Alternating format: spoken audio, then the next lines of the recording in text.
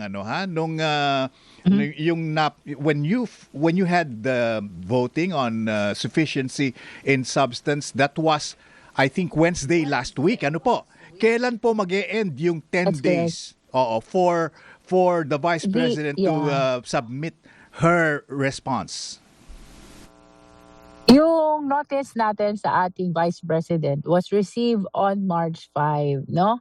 And the 10th calendar day, not session day, Mm-mm. will be on March 15.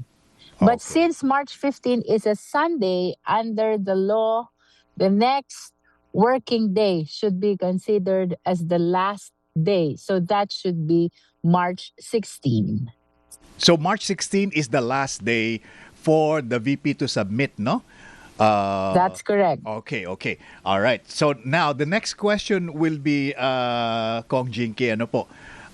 We're in a I think we can call it a terrible crisis situation now. Palagay po ba ninyo it's still very timely and we should still proceed with the impeachment proceedings against the Vice President?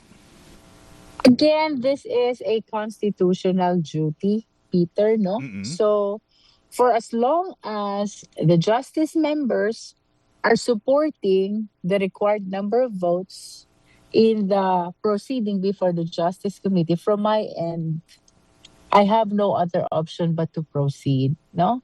Mm. Of course, we are addressing as well Mm. the repercussions of the international crisis. Mhm. And I wish to commend the government because I think they're prompt in coming up with the necessary executive order, and even the lower and the upper house in coming up with measures to be able to control the effect of this international crisis in as far as our Philippine economy and even the basic needs of our countrymen are concerned. Mhm. Okay. Let's concentrate po on the measures na nabanggit po ninyo. No? We're not counting Yeah. days no, to address this crisis. It needs to be ASAP sana. Yeah, it has to be as of yesterday, parang ganun eh. Ano po ang pwedeng gawin ng Kamara para po karakaraka magkaroon po ng kahit na bahagyang relief dito po sa napakataas na presyo ng petrolyo? I think they're trying to come up with a measure which will control the prices of petroleum products, no? Dalawang klase kasi yan eh, Peter and Rika. It is possible na that is the natural effect of the international crisis. That's one. But there is a possibility as well that there will be dealers of petroleum products who will take advantage of this crisis Mm. na wala pang actual effect sa kanila. But sasakay na sila doon sa anticipation natin na tataas ang presyo ng petroleum products, no? Mm-mm. So, with the measure of coming up with a certain parameter of control, that is for the DOE to closely monitor and regulate the prices of petroleum products, we will be able to regulate and control as well the repercussions of this international crisis in as far as the Philippine economy is concerned. Mhm. Are we even considering talking about or discussing about the oil deregulation law again, Kong Jinky? Dahil di ba po ba kaya po ito, the reason why this was put in place is so magkaroon ng more competition. So more gas companies or oil companies can provide hopefully lower prices than other oil companies. Pero ang nakikita naman natin ngayon, it's actually parang dikit na dikit lang din naman yung kanilang mga ino-offer. Are the people That's really correct. benefiting from the oil deregulation law? Do you think it's high time we talk about this again? Well, the idea actually is to regulate, although you are correct, no? With the current system of deregulated, dikit-dikit naman nga yung presyo ng petroleum products. So I think this will be one of the consideration.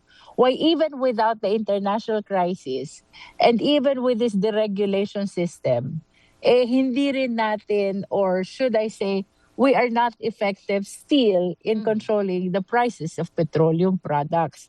This time, ang pinag-uusapan is to regulate, no? To be able to monitor and control the repercussions or the effects of this international crisis. I think this time we need really the government to come in to make sure that the prices of commodities, if ever it will increase, because it's increasing already, will not be too dramatic so as not to paralyze or dramatically affect the economic activity in the country. But you are correct, Rika, in your observation. Even with the deregulated system, it is really our observation. Dikit-dikit din ang price, no? Well, that is not our intention. With the deregulation of the petroleum products, we're anticipating na there will be stiff competition. And with this competition, there will be a decrease in the price of petroleum products. But that is not what is happening. So I think we should focus more on the regulated system so as for the government to have the power to control really the price of commodities with the end of protecting our local economy. Opo, sige po. So, totoo po ba, Kong Jinky, na may utang ka daw po sa asawa ni VP Sara? Biglang naging showbiz. 8 million pesos po ito. May katotohanan daw po ba ang pinanggagalingan na report na ito? Ito po galing sa aming mission control. Rika, sinagot ka na yan during the 2025 election, no? Kasi I first heard about it during our campaign in Batangas. I will just reiterate what I said. If the Vice President can show me an entry of appearance or any pleading showing the participation of their law firm to the fabricated rape cases of my husband, I will address yung sinasabi niyang utang. But right now, medyo mahirap maintindihan. I went over the records and nowhere from the records of the rape case of my husband show even the slightest participation of their law firm. No? Yun lang naman hinihiling ko with courtesy to the Vice President.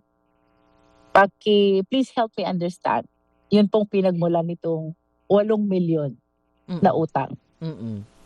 Okay. Because if they're saying that sila yung naging abogado, dapat merong entry of appearance. Dapat may pleading which will show their representation of my husband. But as I have said during the 2025 campaign, it was Attorney Nilo Divina who was my counsel of record, my husband's counsel of record. And he was assisted by my two good friends from Batangas, Attorney Johnny Magboo and Attorney Bong Panganiban. No? So, yun lang. I hope she will help me understand kung saan nanggaling yung 8 milyon na pagkakautang. Opo. Thank you for clarifying that, Kong Jinky. Nagpadala rin po kami ng imbitasyon sa Office of the Vice President para po sa issue na ito, just to clarify things from her end. But thank you so much for your time and your moment po na pagsama po sa amin. Ingat po kayo sa biyahe, Kong Jinky, at kausapin po namin kayo again soon. And thank we you hope po. to see you on March 16. Thank you. I just wish to add, no, Peter and Rika, Opo. yung personal issue namin should not be mixed with the issue of impeachment. Because the Filipino people deserve an orderly and organized proceeding in these impeachment complaints. And whether it is true or otherwise, the allegations about utang against us, against me, it should be addressed by us alone. And it should not be mixed in the issue of impeachment proceeding. Understood. Thank you. Congressman Jinky, maraming salamat po. And again, the Justice Committee will consequently meet on March 16. Tama po ba yan?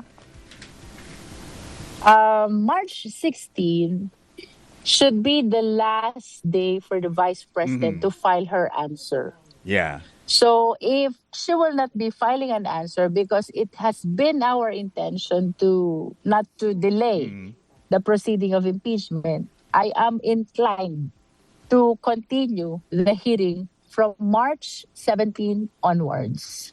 Very Alright, so clear. March 17 All pa right, pala. Representative Jinky, thank you so much po for your time and for clarifying an array of matters and issues. And again, maraming salamat po at we'll talk to you again soon. Thank you at magandang tanghali po sa lahat ng mga viewers. Opo, thank you din ma'am. Late na kayo, 10 o'clock. Maaga pa. Maaga pa pala. 3 Salamat po. o'clock pa ang session namin. Yun. Opo, thank you po. Ingat po. Yeah. Ang ating chairperson ng House Committee on Justice at Batangas 2nd District Representative Congresswoman Jervil Jinky Luistro, ating nakasama